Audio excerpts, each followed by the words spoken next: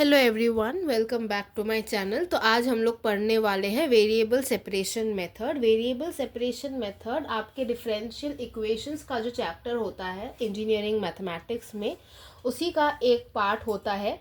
Although ये आप थोड़ा सा 11-12 में पढ़ते हो, लेकिन बेसिक्स वो बहुत ही बेसिक होता है और उसमें जो भी आपको पढ़ाया जाता है वो उतना ज़्यादा आपके इसमें नहीं काम आएगा इंजीनियरिंग मैथमेटिक्स में।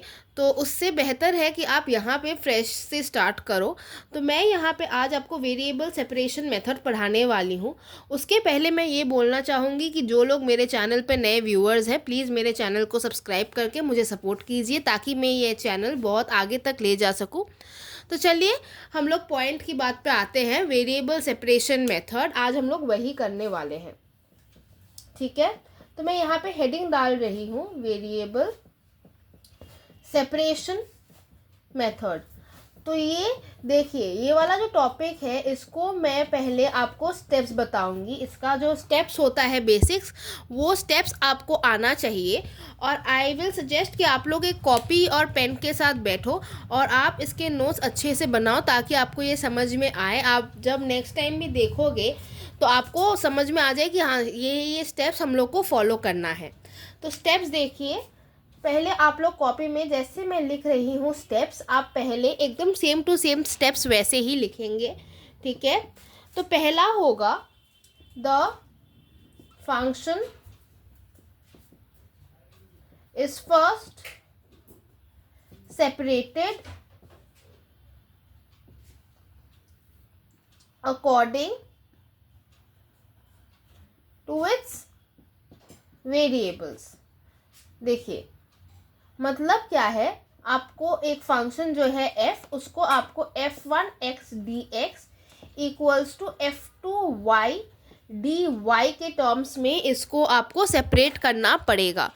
इन सिंपल वर्ड्स हिंदी में समझते हैं क्या करना है। जो फंक्शन आपको दिया रहेगा उसमें जो x के टर्म्स रहेंगे उसको एक साइड हम लोग करेंगे और जो y के टर्म्स रहेंगे वो हम लोग दूसरे साइड पे करेंगे, ठीक है।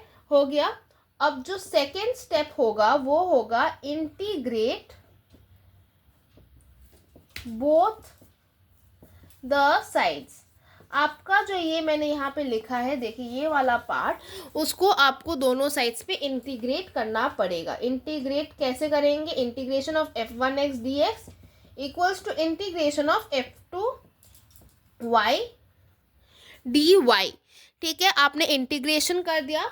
और जो थर्ड स्टेप है द इंटीग्रेशन कांस्टेंट। अब इंटीग्रेशन कांस्टेंट क्या होता है? जो आप लोग क्लास 11-12 में सी लिखते थे ना इंटीग्रेशन के बाद में, वही उसको बोलते हैं इंटीग्रेशन कांस्टेंट। तो the integration constant can be added और सब्ट्रैक्टेड ऑन ईदर साइड्स, ठीक है। देखिए इसका मतलब क्या है, आप जब यहाँ पे इंटीग्रेशन करते हो, ये वाला जब इंटीग्रेशन कर रहे हो, इसके इधर साइड्स पे आप इंटीग्रेशन कांस्टेंट का एडिशन या फिर सब्सट्रैक्शन कर सकते हो, ठीक है।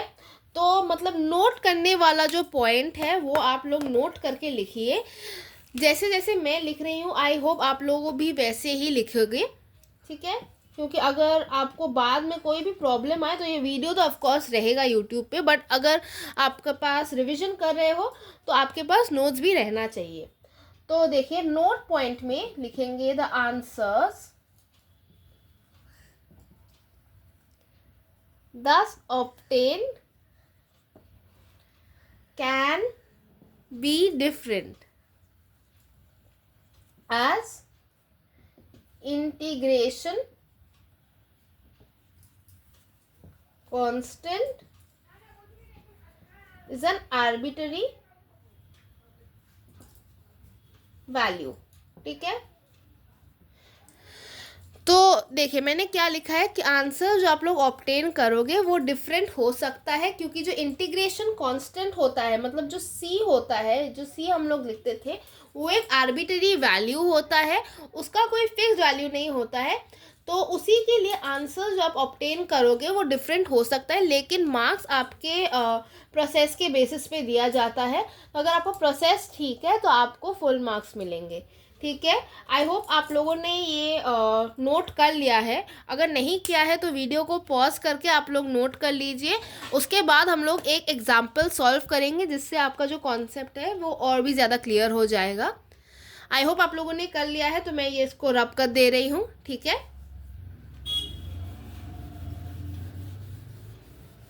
तो चलिए क्वेश्चन देखते हैं कि क्वेश्चन हम लोग क्या करने वाले हैं।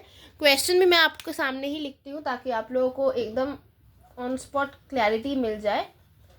तो क्वेश्चन कुछ ऐसा दिया जाएगा आपके एग्जाम में और बोला जाएगा कि solve this using variable separation method. Variable separation method अगर मेंशन नहीं भी किया जाएगा तो आपको समझना है कि हाँ, यहाँ पे हम लोग को 2 वेरिएबल्स दिया हुआ है, तो हम लोग को इसको वेरिएबल सेपरेशन मेथड से ही सॉल्व करना है।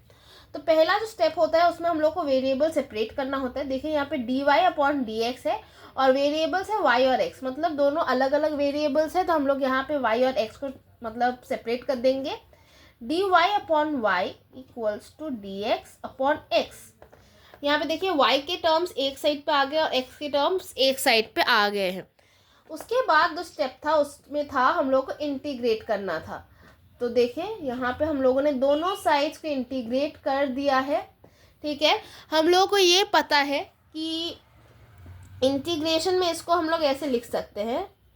ठीक है, 1/x dx।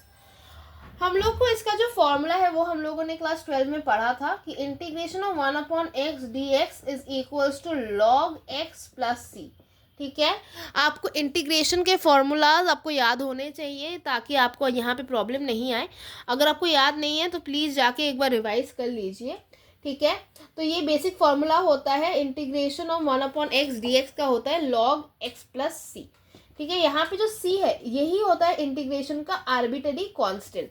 ठीक है, तो यहाँ पे क्या लिखेंगे हम लोग, इसको लिखेंगे इंटीग्रेशन ऑफ 1/y dy को लिख सकते हैं log y प्लस c1। यहाँ पे c1 होता है आर्बिट्ररी कांस्टेंट। ठीक है, ये c1 एक आर्बिट्ररी कांस्टेंट है और सेम वे में यहाँ पे लिखेंगे log x प्लस c2। ये एक अलग आर्बिट्ररी कांस्टेंट है, ये एक अलग आर्बिट्ररी कांस्टेंट है। ठीक है, अब क्या है देखिए, log के टर्म्स एक साइड पे और कांस्टेंट के टर्म्स एक साइड पे। ठीक है, c2 माइनस c1। अब देखिए यहाँ पे हम लोग को एक चीज़ पता होता है जो कि होता है, देखिए log of a minus log b। ठीक है, log a minus log b क्या होता है, log of a by b। ये बेसिक होता है, आपको समझ आना चाहिए। ठीक है, लॉगरिथम्स के फॉर्मूला, एक्सपोनेंशियल्स के फॉर्मूला आपको पता होना चाहिए। ठीक है, तो ये एक फॉर्मूला होता है। तो वैसे ही जैसे log a minus log b is equal to log a by b, वैसे ही log y minus log x क्या होगा, log of y by x। अब देखिए इसको हम लोग एक कांस्टेंट मानेंगे log c। क्यों मैंने log c लिया, क्यों मैंने सिर्फ c नहीं लिया, log c क्यों लिया, क्योंकि हम लोग का मेन मोटिव जो है उसको एकदम सिंपल मतलब ये वाला जो पार्ट है y और x को एकदम सिंपल टर्म्स में हम लोग को लिखना है। तो बेसिक हम लोग यहाँ पे देखें इस log को हटाना चाहते हैं, तो अगर दोनों साइड्स में log रहेगा तो हम लोग यहाँ पे एंटी लॉग अप्लाई कर सकेंगे, इसीलिए मैंने c2 माइनस c1 को log c लिया है। ठीक है, log of any constant is also a constant, ये आपको पता होना चाहिए। जैसे log 5 कुछ होगा वो भी एक कांस्टेंट वैल्यू ही होगा, वो कोई वेरिएबल नहीं होगा कि यहाँ पे आपको log 5 का वैल्यू कुछ मिल रहा है और कहीं और कुछ अलग मिल रहा है। log 5 is always a constant. वैसे ही log c, क्योंकि c कांस्टेंट है तो log c भी आपका कांस्टेंट रहेगा, तो इक्वल्स टू log c। यहाँ पे आप लोग लिख सकते हैं applying anti log on both sides, हम लोगों को क्या मिलेगा, y by X equals to c। ठीक है, मतलब log हम लोगों ने दोनों साइड से हटा दिया है।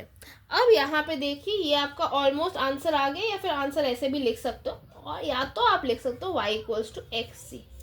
ठीक है, आपका जो इसको सॉल्व करने के बाद आपका जो आंसर आया है मैं यहाँ पे लिख देती हूँ विथ रेड पेन, एक सेकेंड।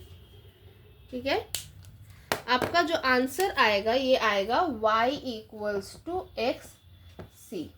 ठीक है, तो ये आपका आंसर है। इसको सॉल्व करने के बाद आपको ये आंसर मिलेगा। आई होप आप लोगों को समझ में आया है। कैसे करना है इन शॉर्ट में बता देती हूँ। वेरिएबल्स को सेपरेट करो, दोनों को इंटीग्रेट करो, इंटीग्रेशन करने के बाद आपको आराम से आंसर्स मिल जाएंगे। ठीक है, आई होप आप लोगों को ये वीडियो देख के क्वेश्चंस कैसे सॉल्व करना है या फिर कैसे क्वेश्चंस आते हैं एग्जाम्स में वो समझ में आया है।